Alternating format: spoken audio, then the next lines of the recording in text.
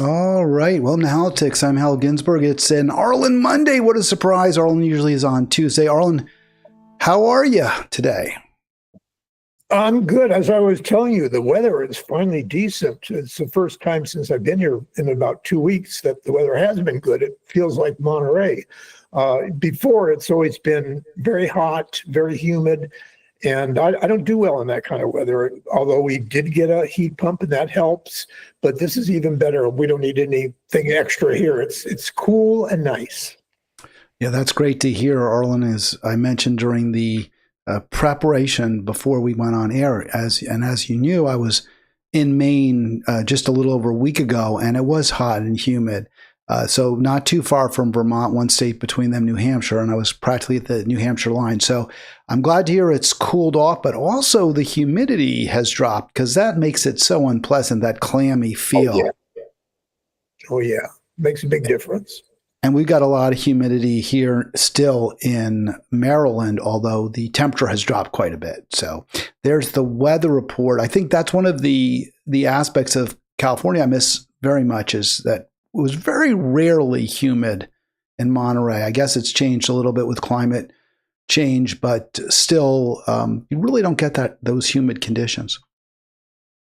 Things rarely change in the weather in Monterey, which is the way I like it. It's fairly cool most of the time, and I function much better. Well, it's funny because in California, even if you go way south, as long as you're on the water, it's relatively temperate. The climate in San Diego, I don't think is much different than on the Central Coast, for example. I may be wrong about that. I don't know if you have any thoughts, but it gets a little warmer there because my daughter lives there, so I know that. And she gets a few heat waves, you might say, but it's not that bad. It's never that bad.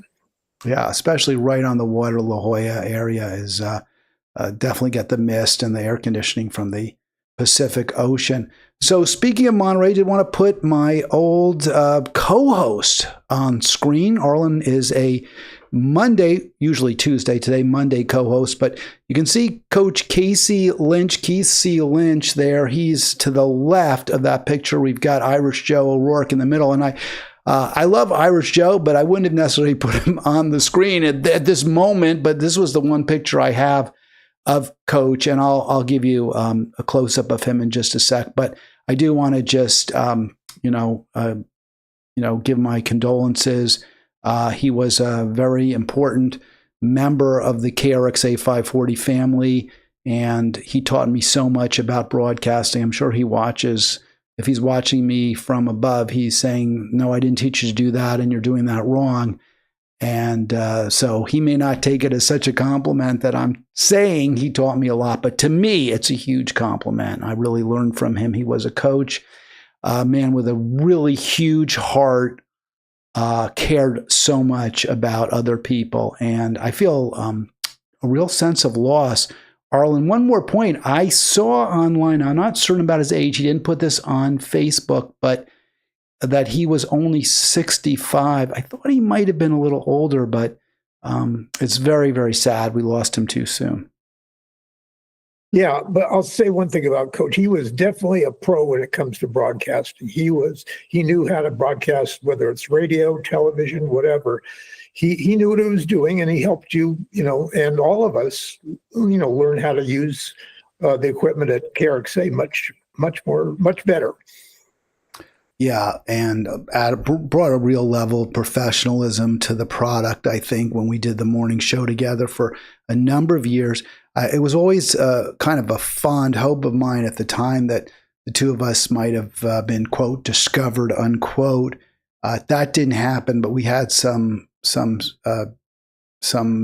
seasons, I guess you call it, or ratings periods where we did quite well. So I always felt that with Coach and me together, we had a real good product. But radio coincided. It was a time, Arlen, as you know, radio really fading. It is, sadly.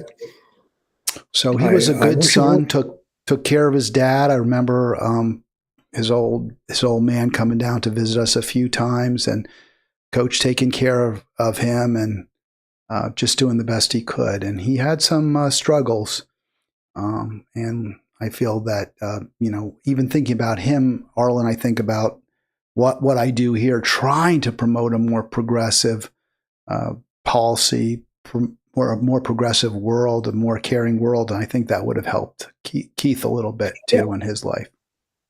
Yeah, Casey was definitely, he had his problems, he had his issues, but when he was, on track and good, he was great. I mean, you guys together were excellent. You guys sounded like pros together, but it wasn't consistent, I suppose, over the years. So it's not all it could have been, but we see that, there was some success there.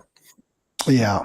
So rest in peace, Coach Casey Lynch. He was, in fact, a coach, did work with football teams in the area, schools, and also helped former NFL coach Herman. I can't remember. He was, do you know what I'm talking about? Herm Edwards, yeah. Right. Did you work with them on that, Arlen, too? Did you ever help with that? Yeah. There were a few times I went to that. I worked alongside Coach. He seemed to know what he was doing and really liked what he was doing, and he made sure he was a regular there. So he was very helpful. He really, helped that program keep going and thrive. Yeah, with Coach Edwards, right? And he also, one other charitable contribution he made, I remember a number of years helping with the Turkey Day at the Monterey Fairgrounds before Thanksgiving, serving turkey to folks in the area who maybe needed a meal. So that was something he did out of the generosity of his heart as well. He touched a lot of people, as you can tell from the Facebook posts and all that. A lot of people really felt a lot of love for him, and and it's good to see that, because he had some great qualities. Yeah, I hope he knew that too. I hope he kind of internalized the concern and the affection that many people had for Keith C. Lynch. So again, rest in peace, Casey, and I hope things are going well for you wherever you are. And there was some confusion the other day, because there was also an auto accident about 6 days before with somebody else who had the initials KC and the last name of Lynch. And some of us thought, hey, that was Casey Lynch, but actually that was somebody from Oxnard, totally unrelated, but just coincidental. Yeah, there was also, I think it was a Keith Lynch who recently died from Half Moon Bay. So there were several, they say sometimes things happen in threes. So you had 3 Lynches in California who died at relatively the same, in the same time frame. But this has been confirmed as far as I think it's definite. And I even saw an announcement. So I don't think there's any question. I wouldn't have gone on air if there was any doubt.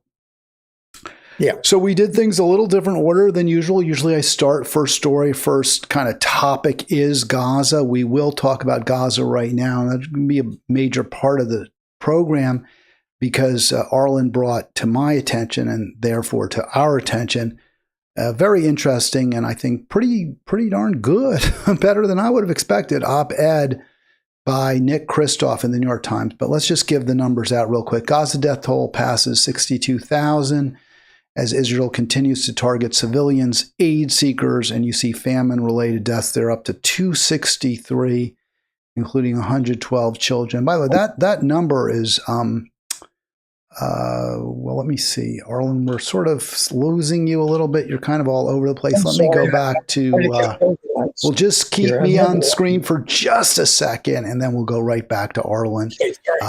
So let's see if we can get, and there he is, right back centered in the frame, Arlen. I think you were looking for something, but we just mentioned death toll over 62,000, 62,000 people. That's a minimum, of course. And we'll give just real quick the square I put together for this. 62,000 for Gazans, and that's 210 deaths since the Friday report I gave you, and well over 10,000 now just in Trump's term, which began in January, and the killing really resumed in March. Trump and Netanyahu there according to Anti-Genocide, another 10,460 reported dead reported killed, I should say, during that time frame, including over 5,000 women and children. That's my guesstimate. And I say reported to have been killed during that period because we do see the numbers continue to rise based on bodies that are recovered. Some of them maybe 6 months, a year, or more previously. So it's just an absolutely terrible humanitarian crisis. And so let me go to you, Arlen. Rather than commenting on those specific numbers, obviously this, I don't know what term you want to use, atrocity, war crimes, I say genocide, is affecting all of us. Nick Kristof wrote about this. Tell us about why his piece really spoke to you and you felt it was important we discuss it. Well, first of all, Nick Kristof, I really respect. He's one of my favorites. He's a smart guy. He comes up with things that a lot of other writers don't. But on this particular story, he was saying that there were a lot of people apparently that were getting in touch with him and objecting to his views. And they think he should have been more pro-Israeli, more pro-Netanyahu. And he felt, I guess, the need to counteract that and say why he is critical of what's going on there. Yeah, and he presents this op-ed in the form of question and answer. So he presents and I'll put it on screen, italics. I don't think I have the whole article, but I took a pretty significant amount of it.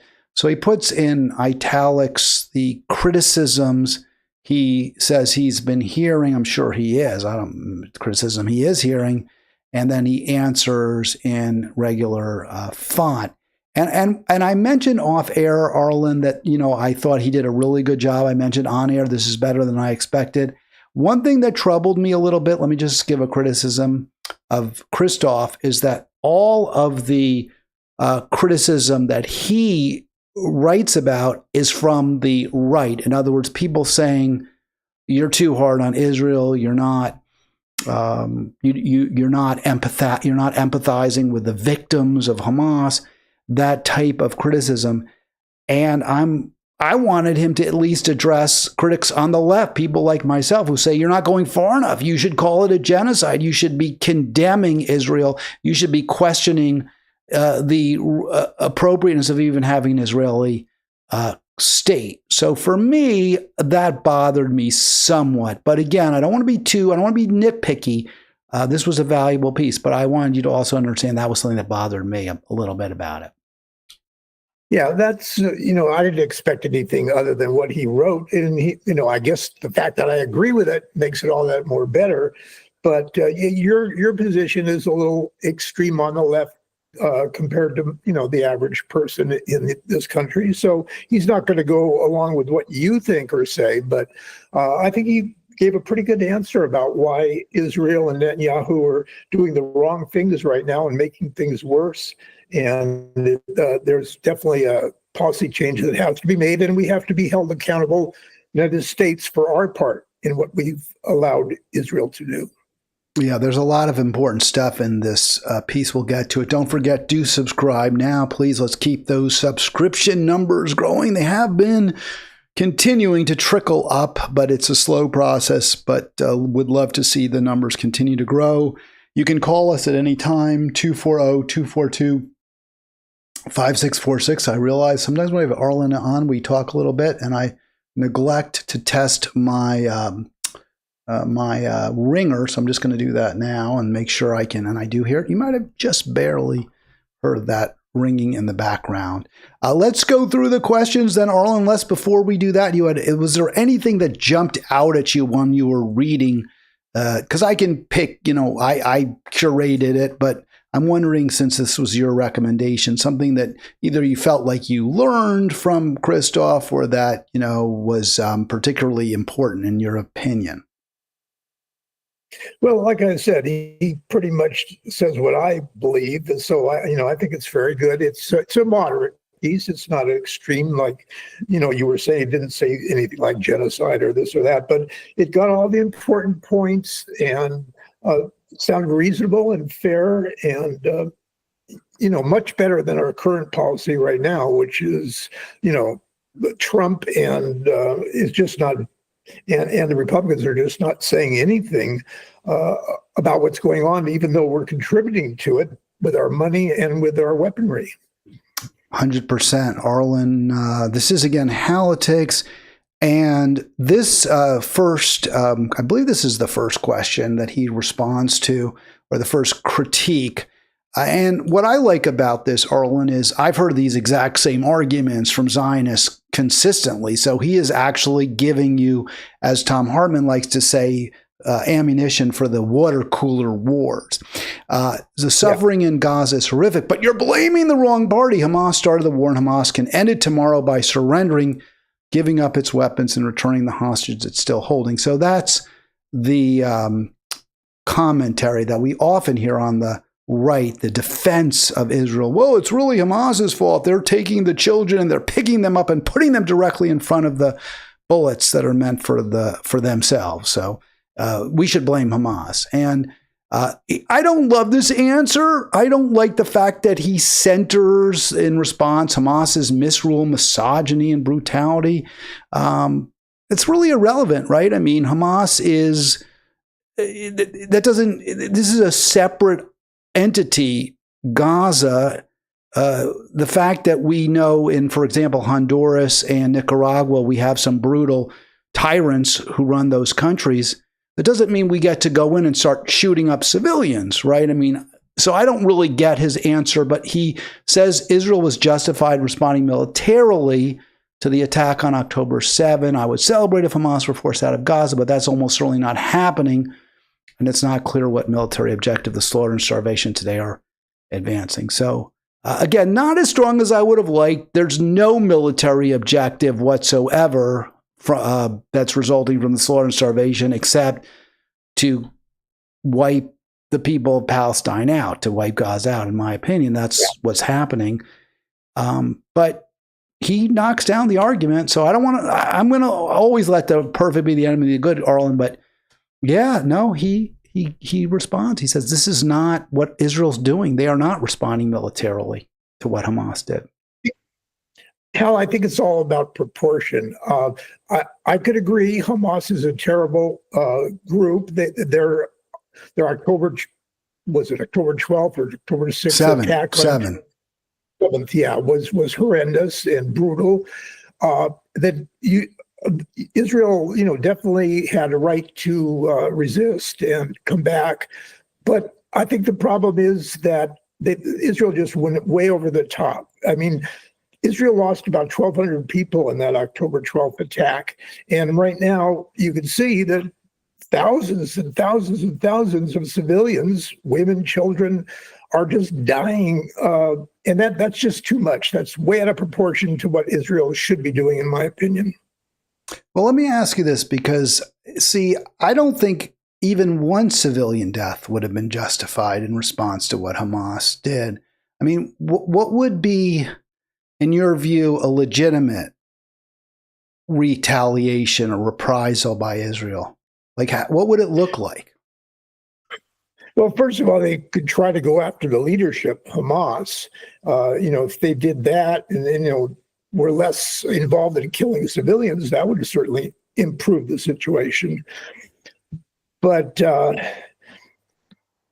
yeah, I mean, they I think I could see a right to fight back, but if they had stopped at a certain number equivalent to what Hamas did when they invaded Israel, that would have been reasonable and decent. But the numbers that we see now are just way over the top, and very vicious and just horrible, and there's no justification for it in my view.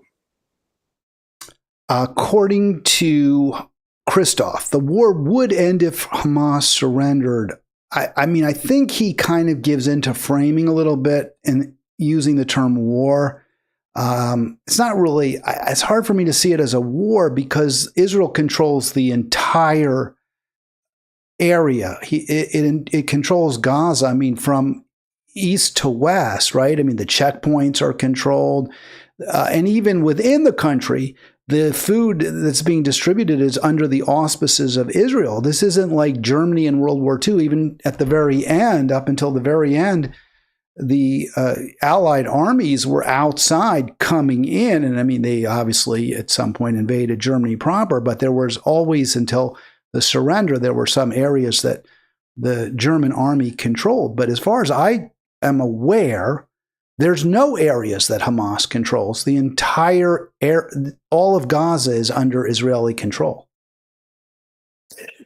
Yeah, and I agree with you that this really isn't a war. We often call things wars that really aren't, like Iraq and Vietnam, Afghanistan. They're really all invasions and not real wars, because the people of Gaza, the Palestinians, are not really fighting back. They're just, unfortunately, having to take all the punishment coming from above with all these flights and big bombs and so on. Hamas is terrible, but they're not going to give up their power. It's just the way things are.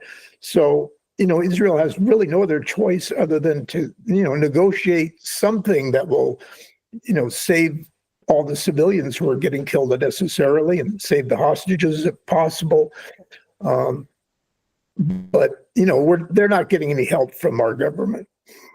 Well, Kristof, to his credit, points out that Israel's slaughter is being aided and abetted by the United States, that we are contributing to the Israeli war effort, or the Israeli slaughter effort, killing effort. And he says a series of incidents that seem very likely to be war crimes. I took that clause there, a series of incidents that seem very likely to be war crimes. I use that in the thumbnail. I put war crimes in quotes not because I have any doubt that they're war crimes, but because it seems as though Kristof is expressing some doubt, but kind of backs away from any doubt in describing this here, right here. Let me see if I can get that deck up, that you're neglecting this. And he does say, yeah, they've committed war crimes, but then he says this does not justify. And I don't really consider what Hamas did war crimes because, again, it's not a war. It's a crime. It's a criminal action is what I would have viewed it as, a criminal action. And even there, and you and I very much strongly disagree on this, Arlen, I think what Hamas did is at least arguably justified as a right of the captor, right of the oppressed people are allowed to take whatever steps they deem necessary against their oppressors. And so you can't blame the victim. In this case, it seems clear to me that Gaza and Palestine are the victims of Israel, and I don't know what else they could possibly do. I haven't heard any argument, any response. Well, this would be more effective. This would get the Israeli jackboot off the throat of the Palestinian people. So yes, it's a crime, but arguably it's self-defense. I don't know what you want to call it. I don't think they should have done it. I'm not going to defend that. But he does say war crimes here. He criticizes Israel, right? So it seems like Kristof is going pretty far. He's saying, yeah, they're committing war crimes. Yeah, well, what Hamas did was invade another country very brutally, surprised, lots of civilians, and killed a lot of civilians, were very brutal about it, killed 1,200 Israelis. So but what's their objective? I don't know. They couldn't. By doing that, they couldn't stop Israel from doing all the things Israel does. So I think it was a stupid move by Hamas and didn't help anything. And now we're seeing the consequences of it by all the unfortunate civilians being killed in Gaza. Yeah, I mean, I think that kind of puts the burden on Hamas as well. It's Hamas's fault in some way, whereas I don't really see it that way. But in any event, my point was more, Kristof seems to be going as far as to say that Israel too is committing war crimes. Because although he does say, yes, Hamas committed war crimes, which I disagree with, he does say, to the extent, I mean, is it really even a war? I mean, it's crimes against humanity, to me, is what Israel's doing. But war crimes by one side in a conflict do not justify war crimes by another. And he gives some examples. They are not the food that they're providing, to the extent they're providing any aid, is through this Gaza Humanitarian Foundation, so-called, which Doctors Without Borders calls orchestrated killing. So again, he's not mincing words. That's very powerful. We'll get to some more in there, Arlen, but I wanted your thoughts. Do you think this will make a difference? Like, I don't really talk to pro-Israel. I do talk to pro-Israel people. They seem impervious to evidence. They seem unwilling to consider views that aren't, 100% supportive of Israel, as Kristof suggests in his piece with his questions. But do you think this could make a difference, at least on the margin? Some people will read Kristof and say, yeah, maybe Israel's gone too far. I didn't think that way, but now I do. Well, I don't know how many people follow and listen to Kristof and they really care that much what he says, although I'm sure a lot of people do. But, in the end, like all the distribution of the food and everything, it's just been horrible because there's reports or, realistic reports of Gazan people starving to death, not having enough food, kids, malnourished, all of that. Those are war crimes, I think, or crimes against humanity. They're both. So, just no excuse for that. I will take issue with something else you just said, Arlen. Usually you're never surprised by that, but I think Kristof may have more influence than you think. I do. The New York Times is the most, I gotta believe, the most powerful newspaper by a pretty significant margin in the world. And while the circulation may only be 1 million or so, I bet it's higher than that, probably a lot higher worldwide. The people who read it do tend to be disproportionately affluent, disproportionately highly educated and influential. I do think that when Nick Kristof or one of their other columnists, I don't even know, Ed Saul posts something, writes something, Ross Douthat, I think it has a pretty significant impact. Well, I hope you're right, Hal. I have no objective evidence of that or how much influence New York Times does really have. But I certainly think it's a great newspaper, even if you don't. And I think they cover things better than any other newspaper. So, I'm a big fan of the New York Times, and I hope that people will listen to Kristof and it will make an impact on their thinking. I'll say it this way. It's a great newspaper in some ways, but has also great flaws, in my opinion. Well, that's how I would describe it. Can you name I think this is a really good point here. This in italics. I'll let you get back to what you were saying, but I had started talking. So this is another criticism or question I get when people challenge what I have to say about the Israeli genocide in Gaza. You cite these numbers as if they are undisputed facts, but that number of 18K dead children comes from a health ministry overseen by Hamas. Why should we trust it? And starvation is disputed. Why can't you acknowledge that the situation on the ground in Gaza is more murky than ideologues claim? And I really appreciate his response. He says, no. People who are there, lots and lots of people are all saying this. There are people who have been on the ground. And also a lot of Israelis now are saying it too, Arlen. It's not just the Gazans. It's not just Doctors Without Borders or Doctors Against Genocide or Palestinian doctors. It's Israelis too, Israeli soldiers and others who have been there in Gaza.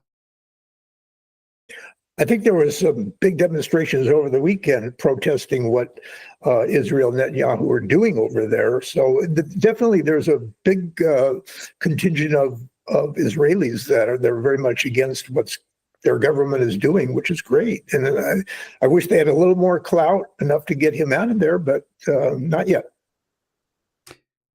Well, we've seen a lot of protests against Trump, and it doesn't seem to be having any impact in Israel.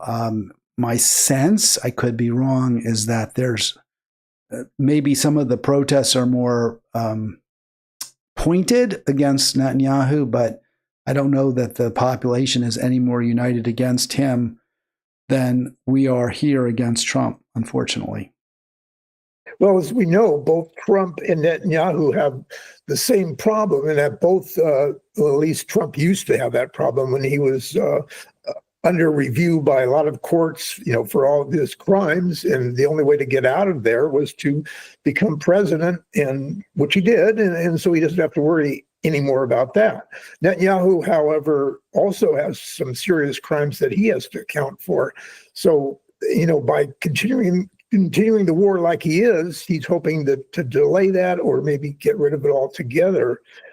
And because he knows if he stops and the government starts functioning the way it should, that he could end up in jail, and he doesn't want that. No question, yeah, and that actually brings up another issue that Kristof makes, or another point he makes, which we'll get to in a minute. But just about the reason Israel is acting the way it is, and the reason the U.S. is acting the way it is. He just points out, and I'm glad. I really think these stories, these reports that Kristof provides are very important. People respond to stories. So he mentions a 5 or 6 year old Gazan girl, Hind Rajab, and I had read about her recently, so this kind of struck a chord with me. He says he held off writing because Israel said they weren't responsible for killing her, but he says no, but the evidence kept coming out stronger and stronger. And not only did the Israeli occupying force kill her, but also 6 members of her family, and even paramedics were trying to rescue her. He also does Kristof the killing of 15 emergency workers in March. He's basically saying you can't believe anything Israel says. And I think that's right. Yeah. Yeah. Based on the history, based on experience, that has been the case. Every time people said, oh, we need to look at this a little closer, or Israel denies something, and then it's investigated, and it turns out that, Israeli soldiers were responsible for, all these killings. And there's no question about it. Israel doesn't want the rest of the world, to really know what they're doing, all the awful things that they're doing. So they try to hide from it and try to pretend that they're moderate and willing to work on peace. But obviously they're not. They want a war, and they want it to continue, or an invasion, not a war. I have a lot more from the piece, and I'll let you choose if there's more you want to discuss in particular. But let me just get to one more point. I don't actually have didn't actually take the clip of this section, but it struck me. He talks about, does Kristof, how Israel is responding, and this isn't the exact quote, but it's relevant to the section. He brings up, does Kristof, how and the criticism is, well, the U.S. invaded countries after 9/11, even though Iraq, for example, had nothing to do with 9/11, and I'm not sure Afghanistan had much either. And he says, you Americans, I guess meaning this is from some Israeli, roasted civilians in Dresden and Hiroshima, and now you call for restraint. He's saying, well, it's true, people do overreact when they're traumatized, and this is true of Americans after 9/11 and Israelis after October 7. And then I was very pleased to see Anna Palestinians in their decades enduring dispossession. So he's saying, hey, October 7 is actually a response to the trauma induced by Israel. Now, I don't know that I would call that the Palestinians overreacted, but he is saying, yes, October 7 could easily be viewed in the same light, or even in a more justifiable light than what Israel has done. But he also says, I don't have the clip here, that the fact that Israel was traumatized may explain to a degree their retaliation, but the U.S. has no such explanation whatsoever. We weren't attacked. How can we possibly be complicit in this when we weren't even traumatized at all? Yeah, that last sentence is really important. Overreaction to trauma is an explanation, but not a justification. And that it's common human nature. Somebody's attacked and hurt, and civilians killed and all that. They want to come back even stronger. But in this case, and in all other cases like that, it's too much. And like I said, I think Israel, not surprisingly, attacked Hamas in Gaza, but it's gone on far too long, and the results have been far too drastic, and too many people have been killed. So there is no justification for what we're doing. And somebody in our government should be saying that, and telling Trump and his people that, but there's just not much of that going on, other than a few Democrats maybe. Well, Kristof makes the point that both parties are complicit, right? That it was Biden first, then Trump, who have put blood on all of our hands. And yes, a few Democrats seem to be speaking out, but to be fair, so do a few Republicans. So it's not clear to me the Democrats have some sort of moral authority that they can wield in this particular case. Did you want to bring up any other aspects? Because I've got some more, but I want to get to some other stories too, Arlen. I just will again reiterate, I'll ask you, but if there's something I missed, let me know. Something that you want to talk about that Kristof brought up. But one more time, I do give him credit. I do. I think this was, I always pick nits. I always am going to, again, let the perfect be the enemy of good. I think it's good he wrote this. I'm glad he knocked down some of the, I think, more obviously bogus arguments by Israeli defenders. I hope it maybe changes public opinion. Well, I totally agree with you. And you said the right thing and pointed out that Biden didn't do a thing about this. He didn't stop sending the bombs. He didn't stop sending the money. So the Democrats don't have much of a, say in this, really, because they're doing the same thing that Trump is doing, and which is, ignoring all that's going on with Israeli, killing of civilians and so on. So, Democrats, Republicans, they're all complicit. Our U.S. government is complicit in this overreach killing. I want to transition to a different story here, although it certainly reflects the militarization of our nation and our move towards fascism, which you have lamented quite frequently and specifically in the form of Donald Trump, which I think has become fairer. I think your criticism of Trump has become more obviously correct, at least to me over time, and I may have somewhat discounted the risk that he poses to our freedom, our democracy at large, which are to a significant degree gone. I thought you would find this story interesting. And by the way, I also think that our support for Israel is an example of fascism in our country. I thought this was a really interesting story. I don't know if you saw this. This is actually from Huffington Post. ICE, paramilitary police force in our midst, rounds people up, deports them, often to gulags. Seems like a pretty clear-cut example of a fascistic presence in our nation. The Huffington Post pointed out, what some have already been reporting, that ICE appears to be using almost Nazi-like imagery and fonts, or did in one of its recruiting videos. Now, I'm not going to play the video. The video was taken down by ICE, apparently in response to a complaint by Jay-Z, whose music was in the video, apparently without his approval. But they may have also pulled it because this video is getting a lot of criticism. But here's some stills there. You see the police smashing in with their guns brandished. Frightening imagery. This is designed to try to get people to join ICE. Arlen, did you see this story by any chance, or after I mentioned to you? Well, there's been a lot of stories about how how we were becoming a police state, and with all these masked invaders, without identification, grabbing people off the street. I mean, that's a definition of a police state for me.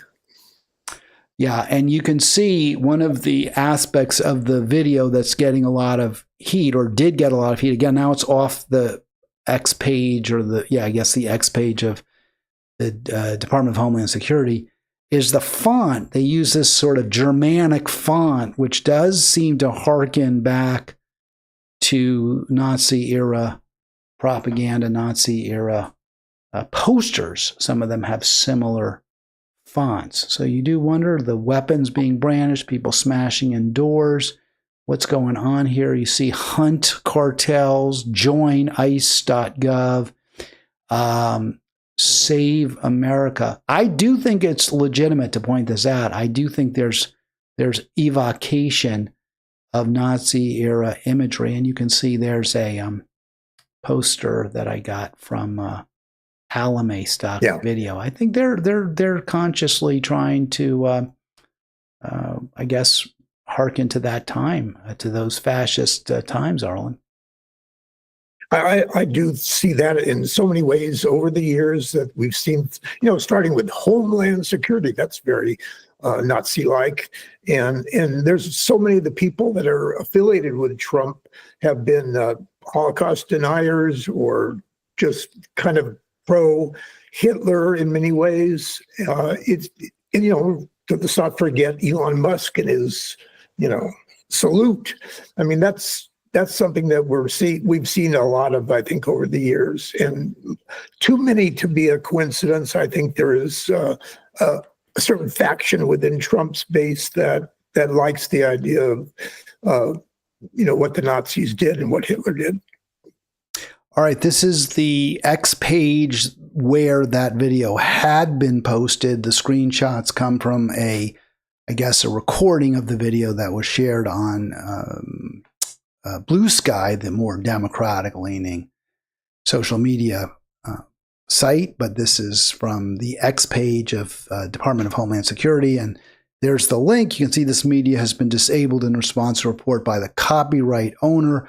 My understanding is that was Jay-Z didn't like the music. I could have played the video, I think, of course, without the audio, but I didn't feel comfortable doing that since it's no longer on the page. But you got the idea from the screenshots, and frankly, even more so than the font, because some of the font, which the New York Times uses a similar font actually, and on its where it says New York Times at the top. So it's not just the font there, but also the imagery, the weapons being brandished, the terminology "Save America" has a certain fascistic ring to it.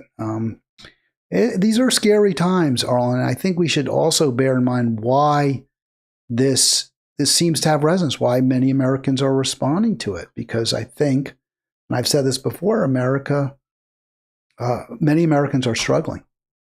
Things aren't going well for people, and they're looking for any answer they can find.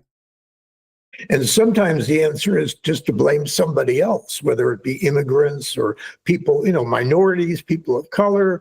That's part of it too. There's the economic problems that so many people have, as well as, some of this racism that's still, intact within a lot of people, unfortunately.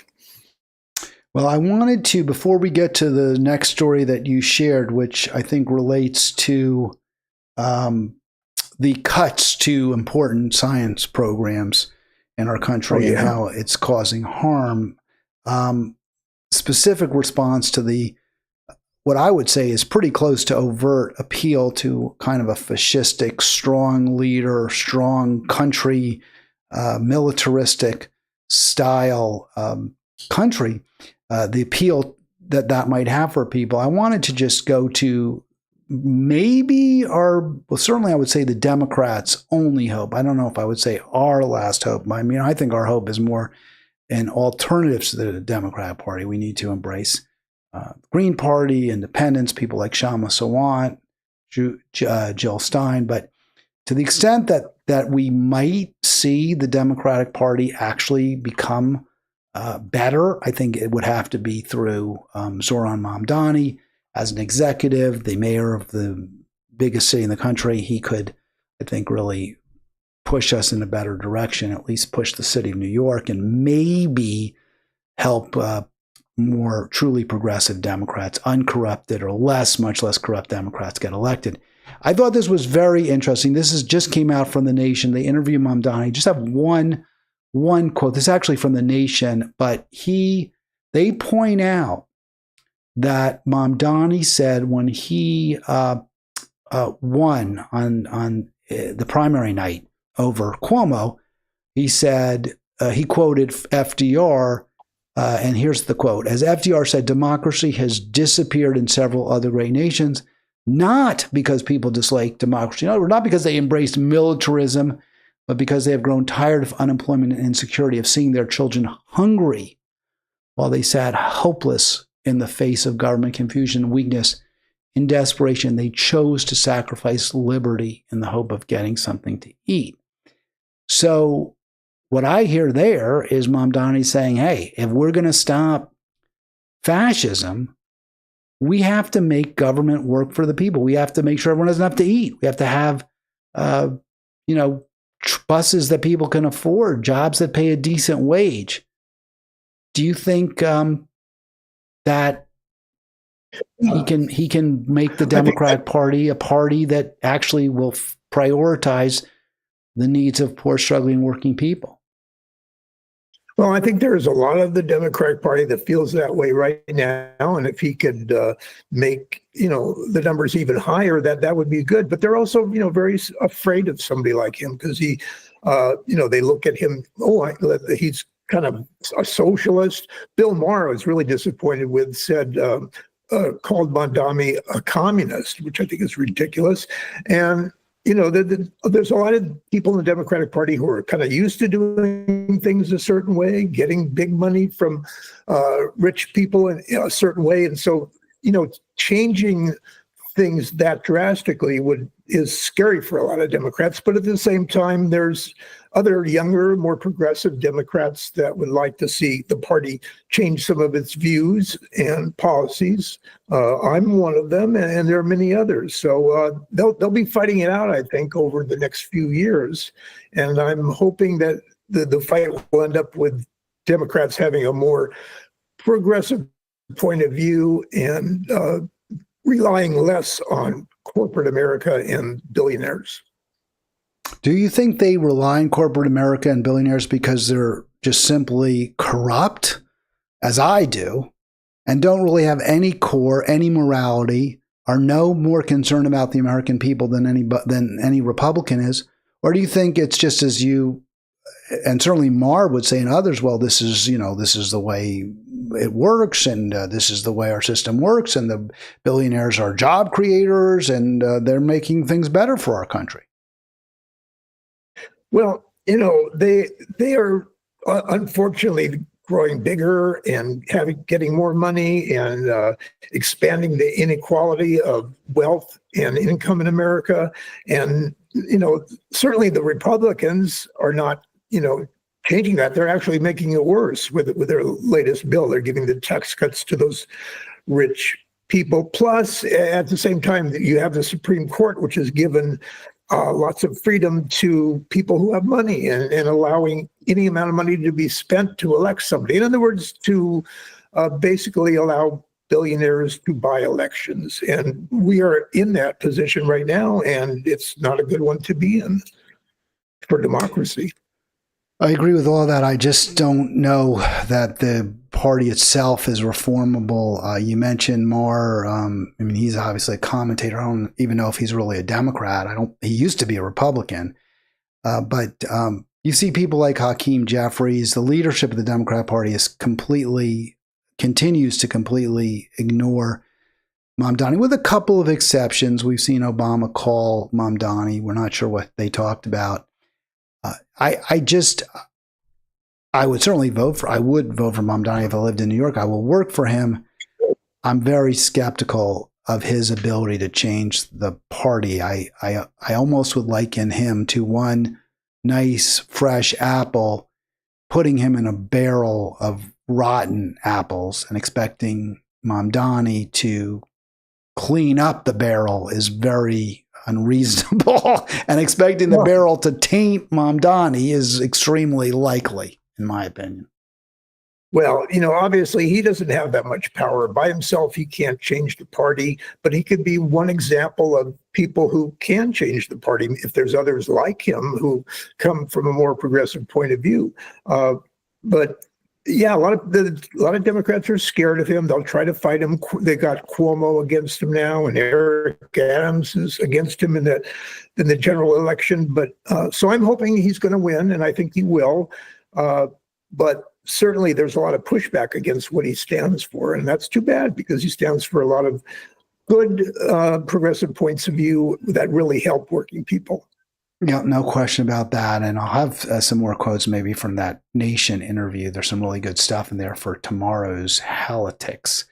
You did bring this article up as well, Arlen. Some really good stuff you brought to our attention. And we can go through this, but how Trump is undoing 80 years of American greatness. And Graff focuses on science, right? He focuses on research. Was there any particular aspect of that piece? And I do have some quotes from it, but he leads with the Manhattan Project, which of course is the development of the atomic bomb. I don't know that that would have been my go-to for greatness in America, but okay. I'm organized again. Say again? I'm organized again, finally. It takes me a little while sometimes. Gotcha. But he mentioned science a lot, technology, education. I mean, think of what we're doing, in education. We're making it impossible for people to be able to get into the good colleges. We're discouraging international students from getting into our colleges. So they're going to go elsewhere, and they're going to make other countries, have more educational power and resources. And, technology, you've got AI to think about. And, if we don't have some kind of control over the AI, it's just going to get out of hand, and who knows, what the consequences might be.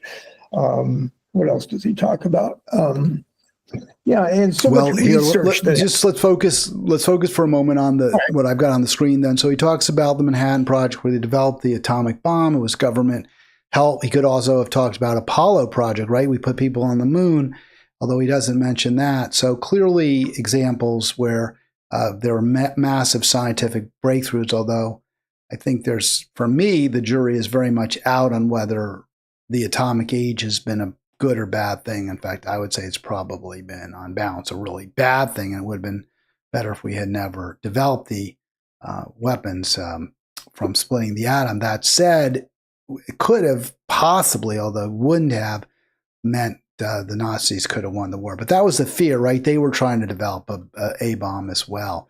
But it's obviously been terribly destructive having that weapon.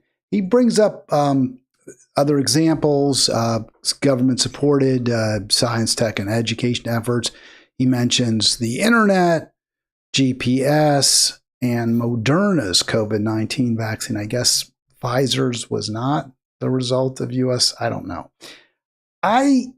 Fine. I mean, my reaction is, again, the advances that I want to talk about are addressing hunger, addressing poverty. And we've already sort of lost those. And I think this goes to what Mamdani's talking about. These are, without question, significant and massive achievements by the human mind. But Americans, I don't think, are going to care very much about any of them, again, if they're hungry. And well, think about what happened when Elon Musk came in with his Doge and started to destroy all the research projects and take away money from all the health agencies that were keeping people alive and giving them hope. And to the extent that people died because they didn't get the medical care that they really needed because the money was taken away. And there's so much of that. And of course, we got Bobby Kennedy, who's making vaccines more difficult to fund and use. And, all the different things, all the extremist things that he's doing are just making what used to be a very good medical care system in this country, at least for the most part, maybe not for everybody as far as getting a doctor, but we were making great strides in, science and technology and curing diseases, and that's all going to come to a halt now. Why do you think it's true, what you're saying is, there's no question it's accurate. Do you think this is making a difference to the American public? Are they responding to these concerns and becoming less supportive of Trump? And to the extent they're not, why do you think they're not? Why don't people care about this stuff if they don't? Yeah, I think there is a little bit of fall off from Trump's popularity, from his job approval. Not enough, though, because I I've always felt that it's the media that has a lot to do with it. The fact that so many people will watch Fox News and then similar types of media, and then they don't really get the true story of what's going on in this country and all, all the bad things that are happening. And especially the red states, those are the kind of programs and sources that the citizens use to get their news from, and they're missing a lot.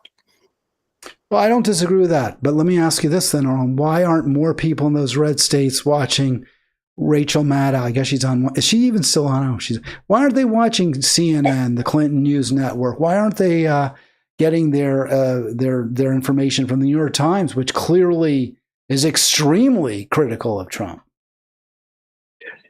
Yeah, I think the typical voter in red states is not going to be reading newspapers like the New York Times, Wall Street Journal, Washington Post, and all that. But they will watch TV, and why do they like Fox News? Well, Fox News is very good, very clever. They have some good programming, even though it's all false, I think. But and I think they allow people to feel okay about their prejudices somewhat. The fact that people are a little bit suspicious of immigrants and poor people and minorities, I think it allows people to say, well, I may feel that way, but these guys seem to agree with me, so maybe it's not so bad. I actually think that's part of it.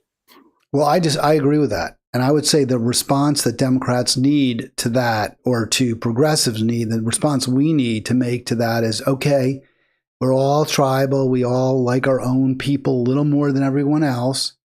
But if you vote for Democrats, or if you vote for this progressive, you'll get health care. Your child will have health care. And I think that has to be the message, and I'm not hearing that message. That's why I always say to defeat Trump, to defeat MAGA, you need a vision. You need to present a consistent vision for a better America.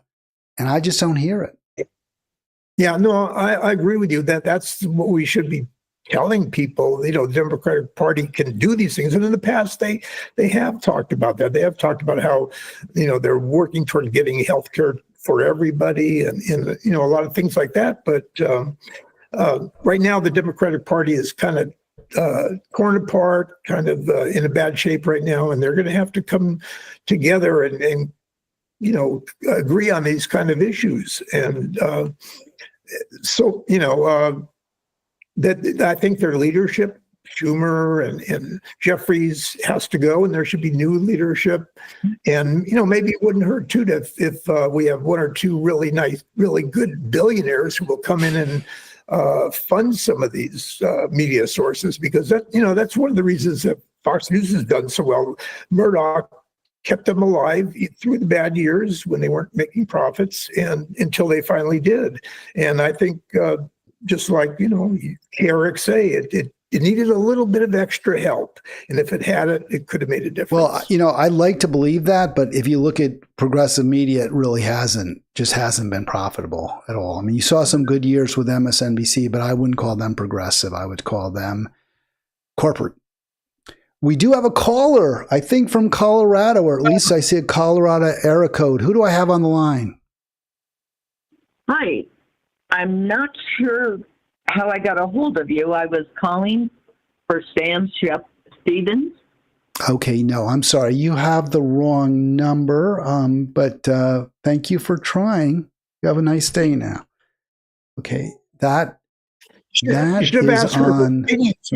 Some of these that topics, actually, I used that number mistakenly for I signed something up and used a nom de plume and everything else, and I stupidly put that phone number down. I should change it because now they call when the program's on. So Arlen, Democrats need to be, if they're going to come back to power, they need to embrace Mamdaniism and they need to embrace progressive populist policies.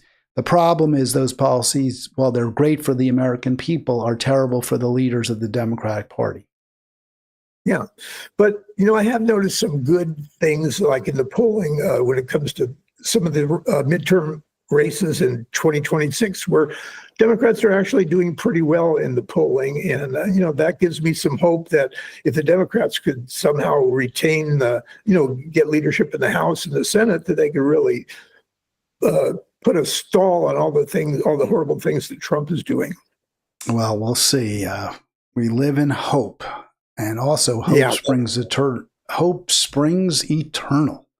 Yeah, so more areas where Trump's cutting, and he cuts wherever he gets news he doesn't like. So he fires people who tell him that unemployment rates are up. He fires climate forecasters who tell him that, yes, the climate catastrophe continues to worsen because we're burning fossil fuels.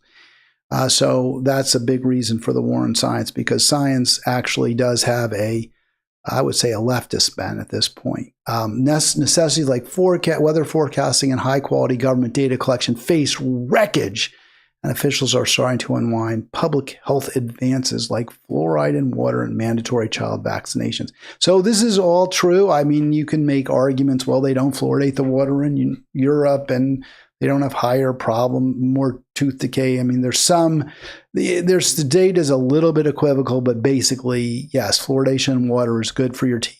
And we have less cavities, much less cavities, better dental health now because of it. Although, sure, you can point to some countries where they don't have significant dental problems that don't fluoridate. Mandatory child vaccines are really important. I mean, these are really important things. And Trump's cutting them back.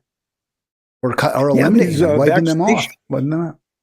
Yeah, these vaccinations have been working for decades, and all of a sudden we're going to stop them. Then we're going to see a lot more disease, a lot more problems, So, it's crazy. We're just ruining decades of progress by Trump trying to take us back several decades, which hasn't been, I don't think it's going to be very good for our country, and it isn't very good for our country. All right, Arlen, we got one more quick story here. It's just past 3 East Coast time, so we're a little over the hour, but that's fine. I'm not sure how you feel about Hillary. I guess she's not your favorite, but on balance, you like her all right, I guess. And she, she was at Trump's wedding. She and Bill were beaming, standing next to Melania and Donald. And here she's, I guess, thanking him by saying, yeah, I'd nominate him, sure, if he ends Ukraine war without giving territory to Russia. Your response? Well, I may not be a big Hillary fan, but I think she's been treated very poorly by people on the left, people on the right. I think, she's tried to do a good job, and people attribute things to her that I don't think are true. And, so I have respect for her. I think she's a very smart, intelligent woman, and has a lot still to give the country, but obviously in an election she's not going to make it. But I do agree with what she said. Do you want to talk about what she was saying? Yeah, so here's the let me just get all of that on screen for everybody. She put some pretty stiff conditions on her saying that she would support Trump for Nobel Peace Prize, and for me, there's under no circumstances at this point would I support Trump, because he has presided over the starvation in Gaza. And even if it ended tomorrow, I mean, I guess if he just sent the deployed U.S. troops to stop Israel from killing Palestinians and forced Israel to provide for the people of Gaza, maybe I would change my mind, but he would have to do that. It's not going to happen. But Hillary, far more concerned, obviously, has never shown any real concern for the people of Gaza, as far as I know. One of the reasons I have a much lower opinion of her even than you do, Arlen.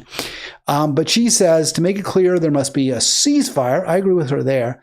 There will be no exchange of territory, which basically means it's not going to happen, because Putin has made it clear that he will only consider peace with the Ukraine if at least some of those border lands in the east become incorporated into Russia. So that's not going to happen. And that over a period of time, he must withdraw and not threaten East European security, which I don't think he threatens. That's one thing I think is false. There's been no threat. If we could pull that off, if Trump were the architect, I'd nominate him, because my goal here is to not allow capitulation to Putin. That's a terrible precedent. Not Sure. my goal here is to end the killing. My goal here is safety for Ukrainians. My goal here is peaceful world. No, we can't capitulate to Putin. I don't know. How could you capitulate? There's been a 3-year war. There have been maybe 1 million casualties. The war has cost both countries billions. How is that capitulation if we say this is over? We'll just stop it. Yeah, keep the territories you've got, at least for now.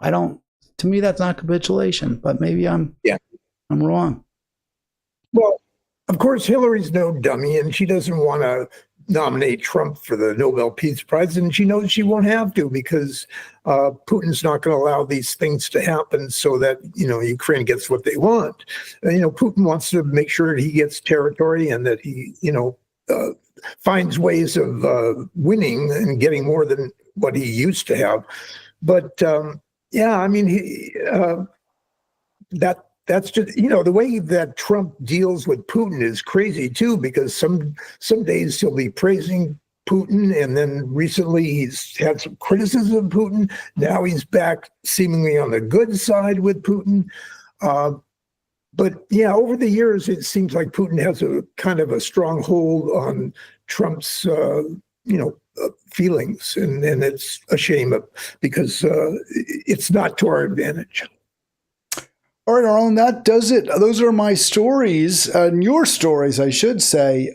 Did you want to piggyback on anything we've already gotten through, or maybe something we didn't get to? I know there was one other story you had, which is about the struggles boys and men are facing, and I think that's an important story. We just really didn't have time for it today, but anything in particular that you feel we missed?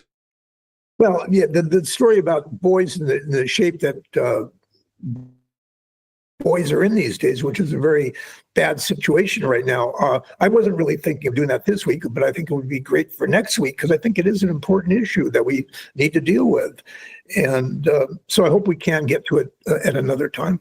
All right. Well, that sounds really good, Arlen. We'll do that. And I guess with that, we'll end the program. I do want to have just a moment for Coach. I miss you, Guy. I really do, and learned a lot from you. And I thank you for all you did for me and for radio station KRXA.